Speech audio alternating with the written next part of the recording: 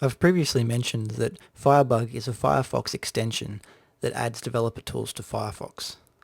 The website for it is getfirebug.com. If you visit the website in Firefox, you can install it just by following the install links.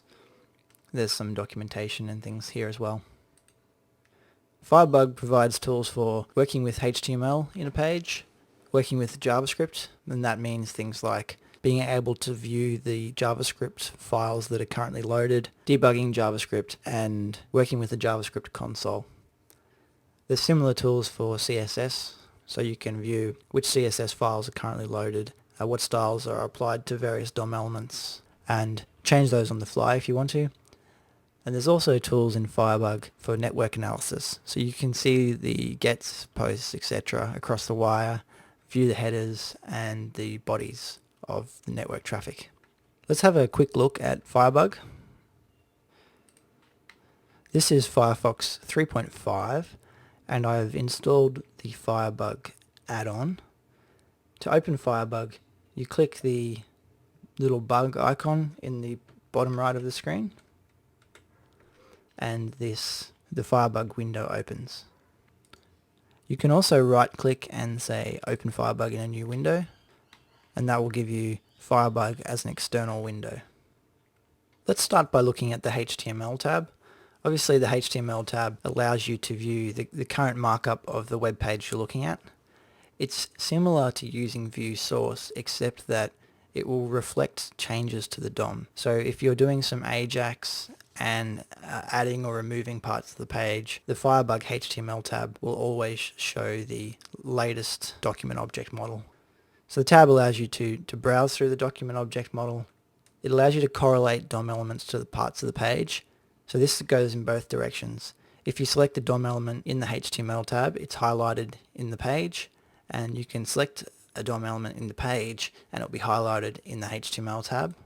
You can also modify DOM elements. This is a core part of Firebug, whether you're talking about JavaScript, HTML, CSS. In general, it allows you to tweak things on the fly and see what the effect is. I'll go back to Firefox now. You can see here I'm on the Wikipedia homepage. Firebug adds inspect element choice to the context menu. So you can right click anywhere on the page, say inspect element, and it opens up the HTML tab and highlights the element that you requested. You can also see as I move my mouse over various parts of the page, the corresponding parts of the web page are highlighted in high contrast colors. I can browse around inside the HTML view. I can also use the inspect element tool. So you select the inspect element tool and then click somewhere in the page, and that part of the DOM is highlighted for me. When something is selected in the HTML tab, there's breadcrumbs showing the current nesting within the document. Having selected this anchor tag, I can select the div that it's inside, and I can select the outer div again and follow it all the way back up to the body and HTML tags. Also, when a DOM element is selected, over at the right hand side here, we can see there's a number of secondary tabs. The current one I'm looking at is the style tab, so it's going to show me all the CSS styles that are applied to the selected element. It also shows the file from which they come, and I can select that and be taken to the style within the CSS file. The other tabs here, computed shows the browser computed values of all the properties of the selected element.